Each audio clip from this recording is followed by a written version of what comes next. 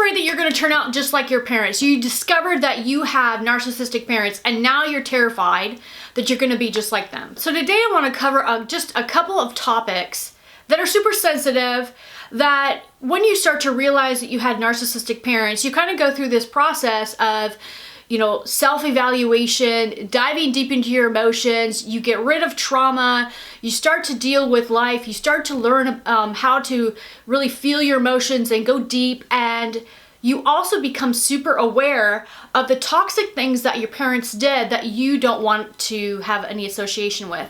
And it is very, very important to ask yourself, be aware of the things that you deal with when it comes to the DSM-5. And I actually have a checklist. If you need help with this, I'll put it down below. You can kind of assess yourself of where you're at and maybe some of the things that you need to reverse.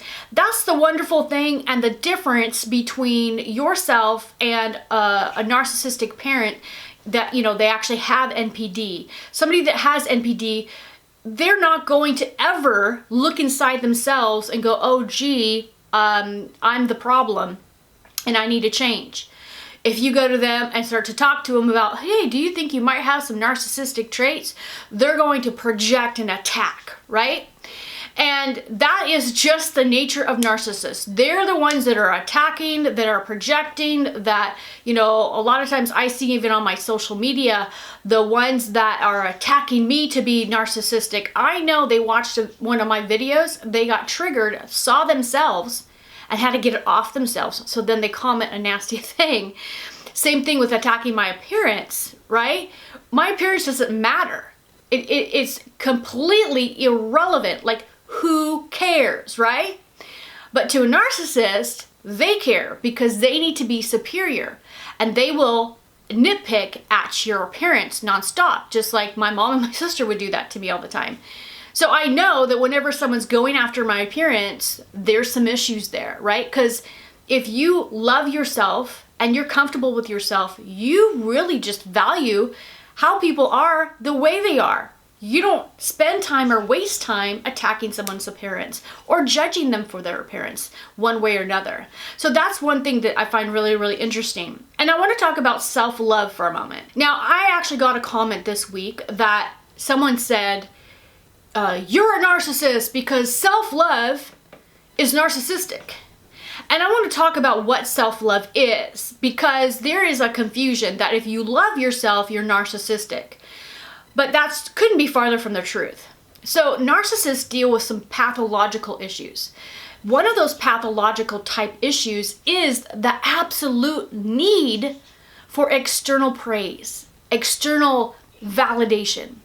They don't have the ability to regulate themselves emotionally on the inside. So their self-esteem depends on other people, depends on it. That's not self-love, right? And in some cases, they either think of themselves too highly of everyone else, or they absolutely see themselves as a worm in the earth. Like, they think of themselves too low. So if you can think of yourself as a worm of the earth and be a narcissist, right? So there's these two sides of things, and it's absolutely dependent on what other people think about you. That is the issue that they deal with. So you might see somebody out there, doing things, whether it be around their appearance, whether it be around intelligence, success, knowledge, all that sort of thing, all these different areas that, external, superficial areas that narcissists focus on to try and get praise from other people. That's a huge red flag because they absolutely need it. They can't survive without it. So what's the difference between that and, say, an average person that goes into and gets plastic surgery? Let's talk about this. So a lot of people might say, well, if you do any plastic surgery at all, you're a narcissist. Well, we know that that's not true. Now, about 35%, I believe, of patients that go into surgery are narcissists. But they're the ones that are not happy with the results, and they keep getting more and more and more and more until they don't even look close to what they used to look like, number one. And they're just never satisfied. It's never enough. And that's, you know, and we all can think of examples like that. You've seen that on television. That is a huge difference between somebody, a mother that, you know, had a bunch of kids and she's got extra skin, so she's going to go and do some work. And also somebody that goes in and does something and it's, you know, they're happy with it afterwards.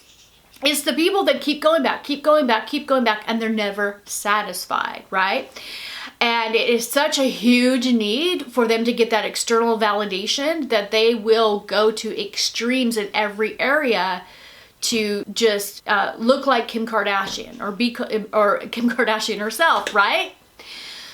So that's an example. So you all know that I get lip injections. Well, I started this, I think when I turned 40, I thought, you know, I should try and go get lip injections just for fun. I wasn't doing it because I thought I was ugly. I wasn't doing it because I thought, oh, I'm just going to be so good looking now that with lip injections. I wasn't doing it because I thought that I needed it per se. I did it because, hey, this is like a trend and I thought it would be fun. And then I ended up liking it, and it's temporary, right? So it goes away. So my lips right now, I don't have any filler in them. And, you know, it goes away after a while. And I might go back and get fillers again. I might not. Thing is it's temporary. It's not like a life decision, a life-altering decision that I decided to transform my mouth. So, you know, there's a big difference between, you know, wanting just to get massive attention and needing that external attention off of your appearance versus just going and doing something because you feel like it might make you feel good or it's fun or whatever. Now let's talk a little bit about self-love. So when you love yourself, you are meeting your own needs, you're meeting your own emotional needs. The love that you have for yourself flows in from the inside out. So you don't feel empty. You're not going around the world trying to find somebody out there to fill that emptiness inside of you. And that's what narcissists deal with, and so do empaths. They did not get the love that they needed, and I didn't when we were young, the emotional nurturing, right? So then you grow up to being empty. You feel empty. So then you go into a relationship. If you're an empath, you'll go into a relationship that's toxic and give and give and give and give and give because you are basing your value on the amount you give. And you're very codependent, right? If you're a narcissist, you are very dependent on people giving to you. You need that attention. You need them to like you. You need them to give to you. So we have to learn to love ourselves, to give to ourselves, to meet our own emotional needs, to go back and resolve the issues that we had in childhood so that we are not going into the world from an empty place where we're going to be affected one way or another externally. You know, I got myself to the point now where in the past, I think that my self-esteem was really, really low because, you know, I was neglected. I was told I was ugly by my family. I was put down, you know, my mom did a lot of things like, you know, getting me ugly clothes and, you know, they just didn't want me to be attractive at all. Told me that I'd never be loved, you know, that sort of thing.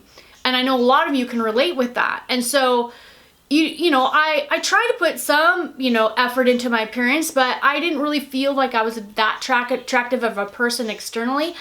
I really love myself on the inside, but I just, you know, I didn't necessarily, you know, put much into my appearance. And I feel that when I went through recovery and healing, I really got some self-love and self-confidence in who I was.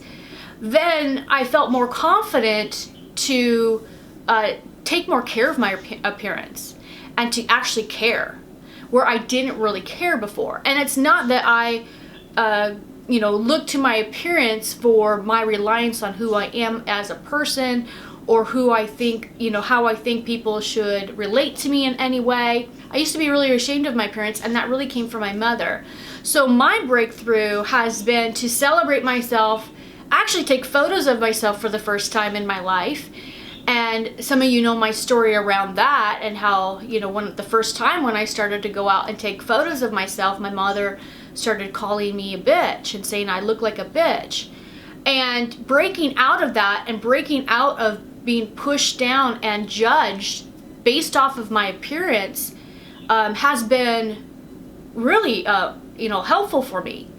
And I know that a lot of people that follow me that deal with narcissism, or you grew up in that, have issues with other people's appearances for the same reason, because you're kind of confused on, what's healthy, what's not. So if you're trying to figure out if you're healthy in this area, because let's face it, nobody can judge another person. It's all heart. You have to look down deep in your heart. Are you trying to get external praise and external validation? If you are, that's a red flag. You need to start to learn to love yourself. So all of this to say is that if you learn to love yourself, you're going to heal your inner world. You're going to heal that child inside of you that needs some healing, and you're going to learn to self-regulate, right? An example of not being able to self-regulate is someone says something mean to you, and then you're just uncertain if that's mean or not. So you just go and you feel so upset, you just go to 10 people. That was mean, that was mean, that was mean, that was mean, right? That was mean, right? That was mean, right?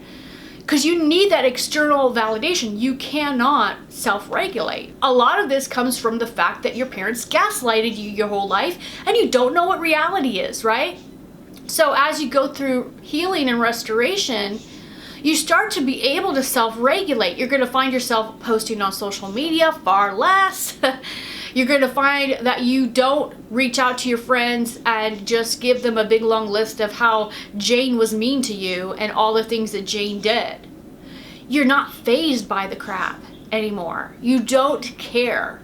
You're not affected by other people's opinions anymore, because unless they are, really, really close to you and actively in your life, and the ones that you love and the ones that you are building a relationship with and you're working through things together, their opinion doesn't matter. Some random person on social media, their opinion attacking you does not matter. Let's talk about achievements. So a narcissist is going to exaggerate their achievements and talents, and they want special treatment even though they didn't go and actually achieve that right to be respected in that particular area. So they might be volunteering in a hospital, literally in their mind think that they're the doctor, and go and talk to their friends about all the people and all the patients that they have healed. Right? They're not giving themselves credit for the things that they've done. They're actually going out and making things up, right? So if you have achieved things and things in your life are actually legit, it is absolutely okay for you to share those achievements. What you don't want to do is present them in a way that you're putting somebody else down. You don't want to use your achievements to be superior in some way. If you do, then you're being narcissistic, right? So it's great to celebrate yourself. It's great to be able to share yourself, to have a resume, to actually share with the world when it's important, to share what you've done and what you have achieved. That is absolutely okay.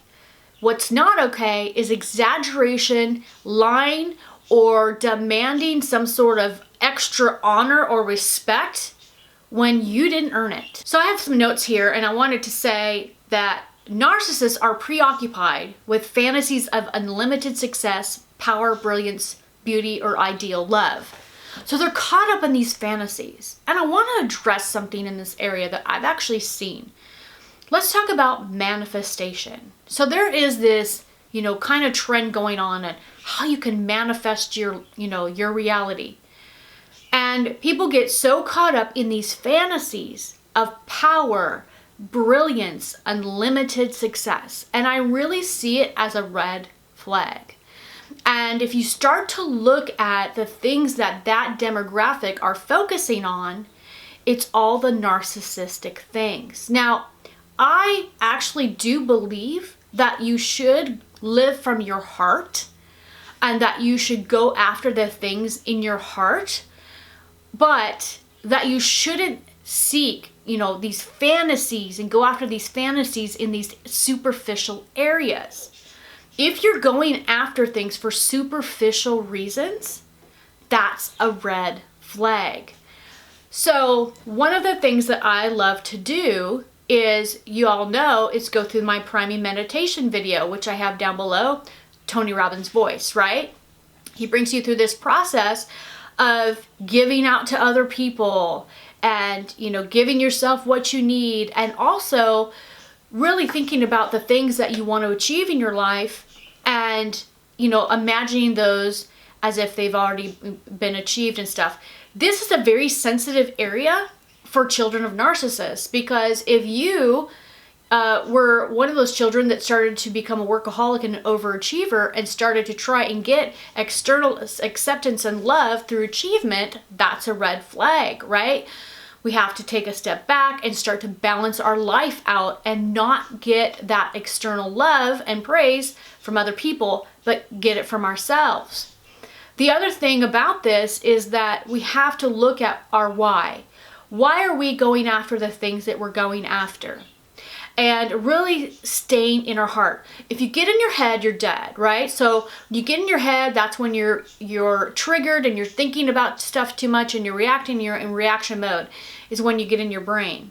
So it's very important to get into the present and live from your heart and, ask yourself from a deep level why you want to go after things. And some of that stuff should be that you really care about other people, that you really want to love on other people, right? It shouldn't be, oh, well, I just want to be super popular and amazing and be loved and get attention from everybody on the external, because that is narcissistic, okay? So with all of this, you begin to see a pattern. Narcissists, everything is dependent on other people, how other people perceive them, how other people think about them, how other people's, appearance is everything. And their self-esteem is absolutely regulated on everything external. They do not have the ability to love themselves, right? So that's why it's so extremely important that we learn and develop that muscle of loving ourselves so that we can actually go and love other people. So that we're not so, needing from the external world to love us, to tell us how wonderful we are and self-regulate us, that we can walk out in the world. I love myself, I love who I am, and I don't care what people think about me. That really is, not from the perspective of those that are in your inner world that really love you and you have relationships you're working on. That's not what I mean. What I mean is just getting your self-esteem by anything external, right? So there's this pattern. So really, if you're worried about becoming like your parents, the more you work on your inner world and building that inner world, the less you're going to be affected by the external. Now, I do understand that getting triggered, people will say things and you'll get triggered and you'll get a flashback. Now, that would happen to me quite a bit.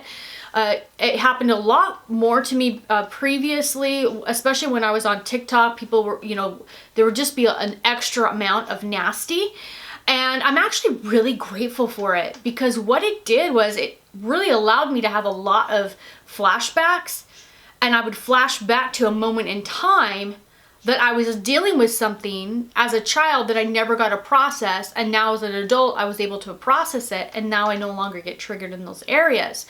So even through that, I've become stronger and stronger and stronger and stronger. I really don't give a flip about what people say online anymore, right? So really working on your internal world is the key. And, the last thing I want to talk about is empathy. And narcissists really are not going to consider or even think about anyone else's feelings and what they actually feel or what they're experiencing. And this is true in relationships as well. So if you found yourself in a relationship with a narcissist, they don't care about your experiences. Your relationship is all to build up their self-esteem and build up what they need in order to feel good about themselves. The rest of it, they don't care. They don't care to give to you. They don't care to meet your needs. They don't care about your experiences. They don't want to, connect on an emotional deep level because they're not even deep themselves, right? Everything's superficial. So I'm hoping that this video kind of helps you as you go through your healing process and realize that the more we go deep inside of our hearts, the more we learn how to love ourselves, the more we learn how to dive into our own emotions. When you can do those things for yourself, you then can actually give those things to other people. You cannot give what you do not have. So if you do not love yourself, if you can't go through and process your emotions and feel your emotions and not judge yourself for your emotions or your thoughts or whatever, you're never going to be able to do that for somebody else. You're going to be very judgmental of other people, what they think, what they feel, and all that. You're going to want them to stop feeling the certain way that they're feeling. But if you dive into your emotions, if you dive into your inner world, and the more you get in tune with that inner world and staying in the moment and processing things, the more you're going to be able to do that for other people. And that is really the key of learning to be a healthy person, learning to restoring your life. And again, if you need help, my coaching program is open. My course and my coaching that I do to help people recover from narcissistic abuse. And that is open to the end of this week. You can still sign up. So hopefully I will see you in there. If not, I assume that you've got this, and we'll see you next week.